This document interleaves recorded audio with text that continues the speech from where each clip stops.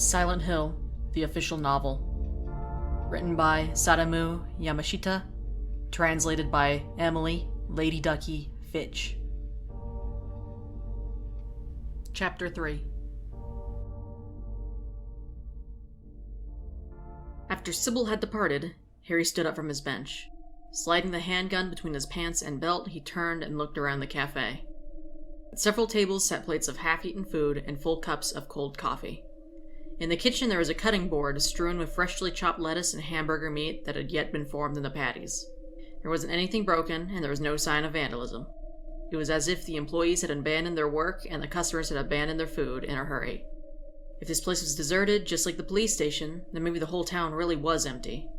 But how could a mass exodus go so completely unnoticed? There was no news of the event, and even the police from the neighboring town were unaware of the situation. Could it be a government cover-up?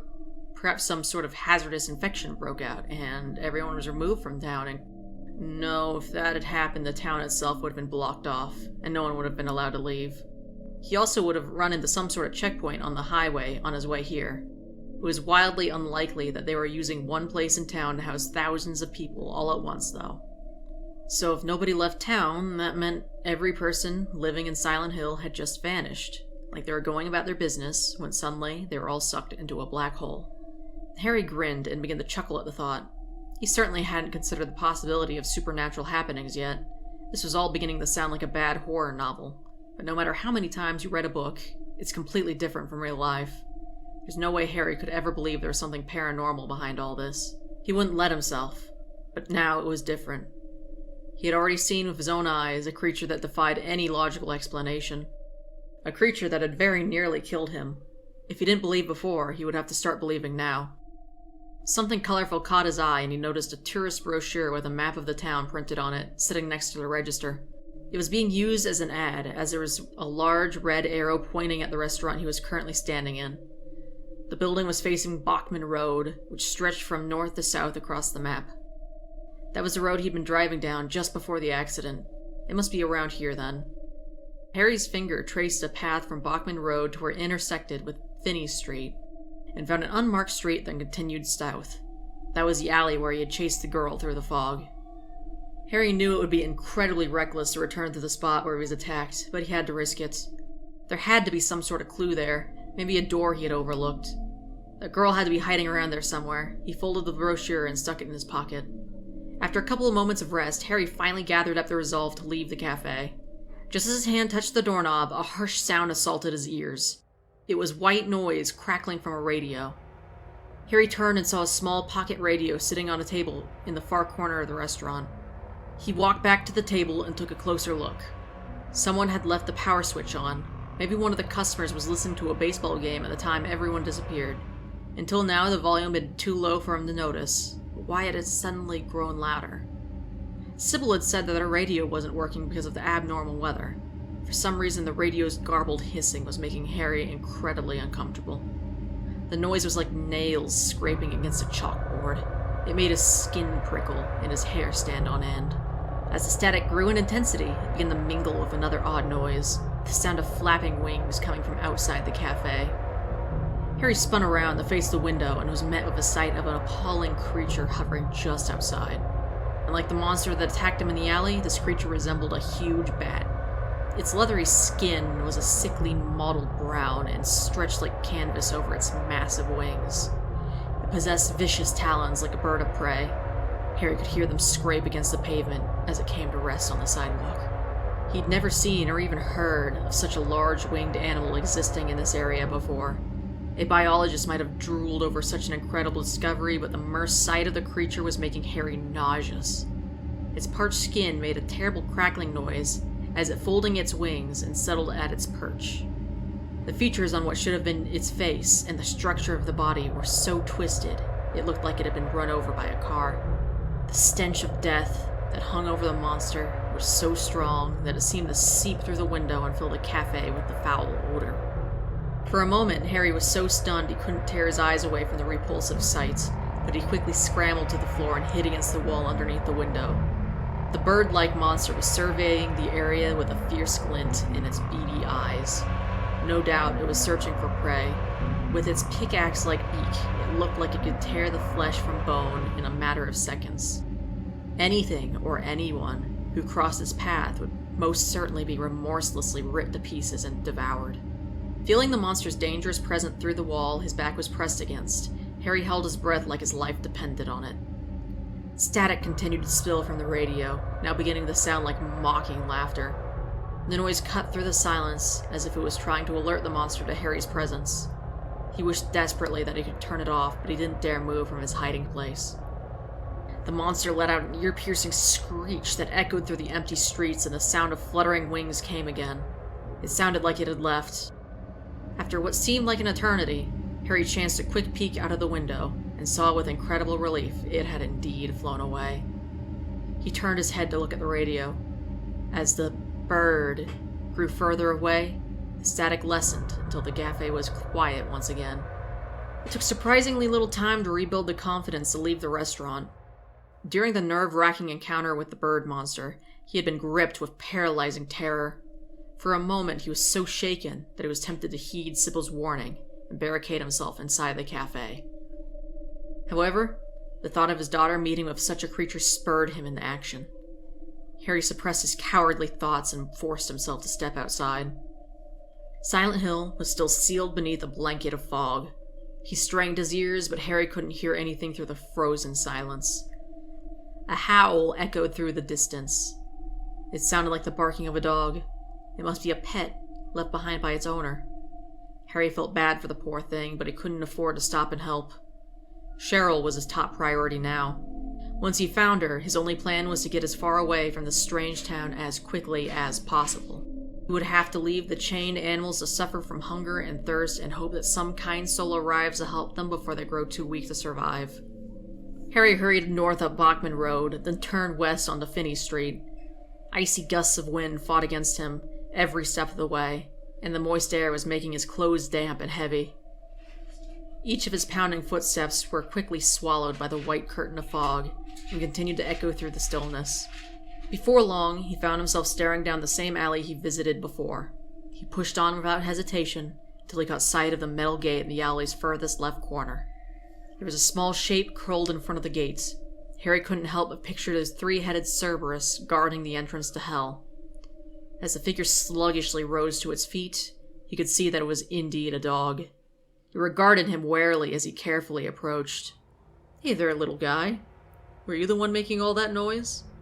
He reached out his hand to pat the animal on the head, but he was beginning to feel a bit uneasy. What if it was unfriendly? Still, just as he was on a quest to find his daughter, he could sympathize with a dog that had lost its owner.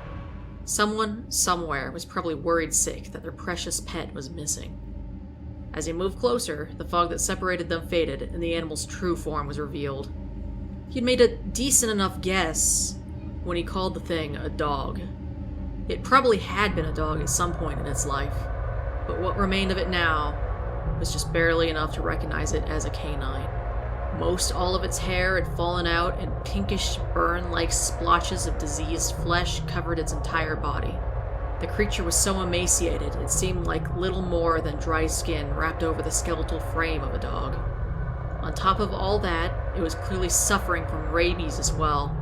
Its eyes, now fixed solely on Harry, were filled with crazed hostility. Static spilled out of his jacket pocket, like the radio was sounding an alarm. It sounded just like it had when Harry spotted the avian monster outside the cafe.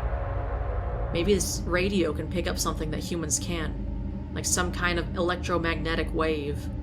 Maybe that's how it always sensed the presence of these unnatural beings before Harry could.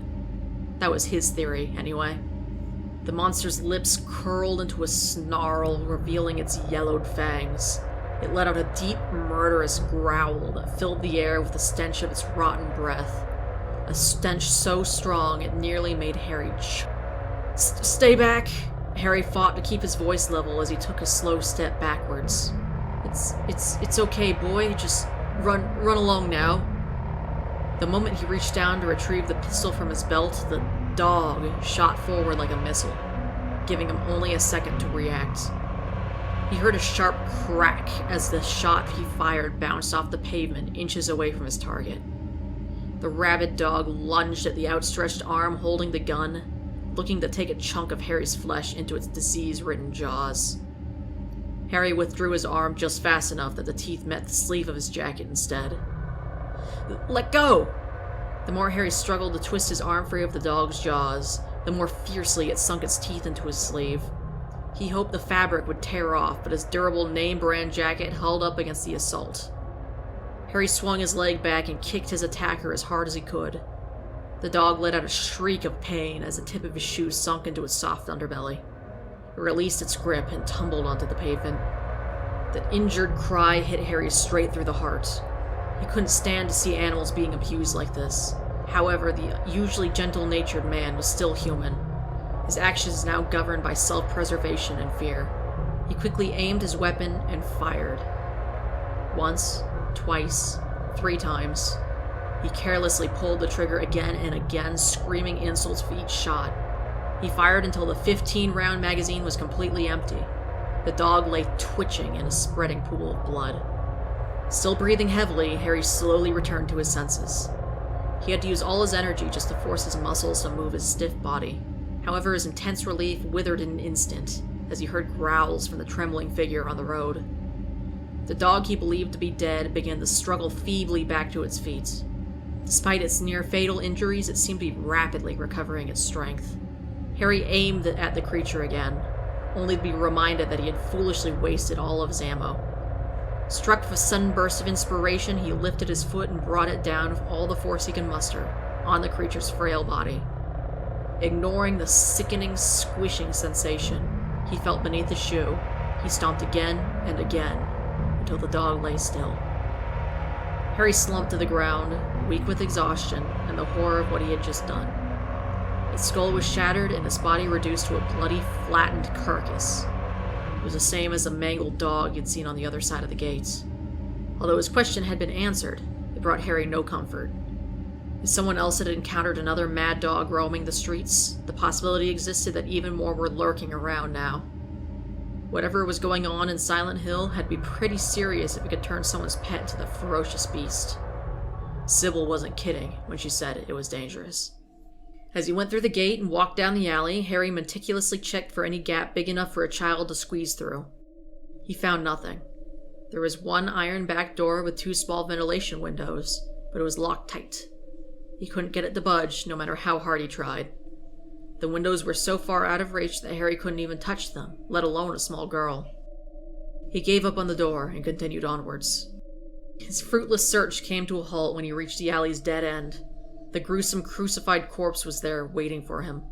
He averted his eyes, looking down at the pavement instead.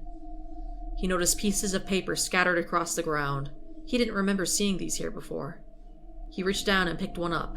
The page was covered in crayon drawings.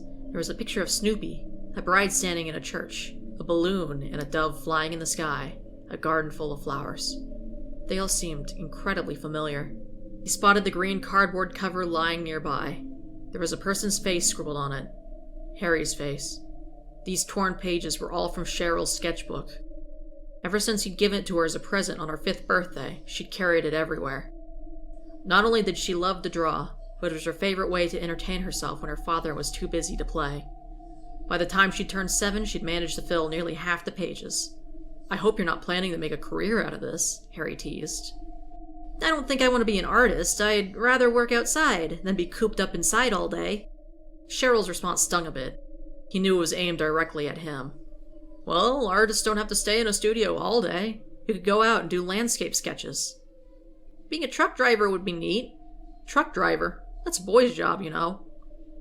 "But I'd get to go all over the country and see everything." "That cargo can get pretty heavy, though. You think you're up for it?" "Okay, I'll be a taxi driver then." "Then you better be careful if you have to make change. I've seen your grades, and math is definitely not your strong suit." "You're so mean, Daddy." Okay, I'm sorry. I'll tell you what. You go out and do whatever makes you happy, and no matter what you grow up to be, Daddy will be right there, cheering for you. Cheryl brought her sketchbook with him on their trip. He remembered her clutching it to her chest as she slept in the passenger seat. This was his daughter's most cherished possession, so why would he find it torn to pieces in a place like this? What's that? Harry frowned and picked up one of the scattered sheets. Instead of a drawing, The page was filled with 2 large words. To school. It was definitely in Cheryl's handwriting, but why?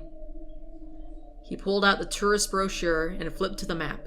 Just outside of the residential area was a large building labeled Midwich Elementary. She must be there.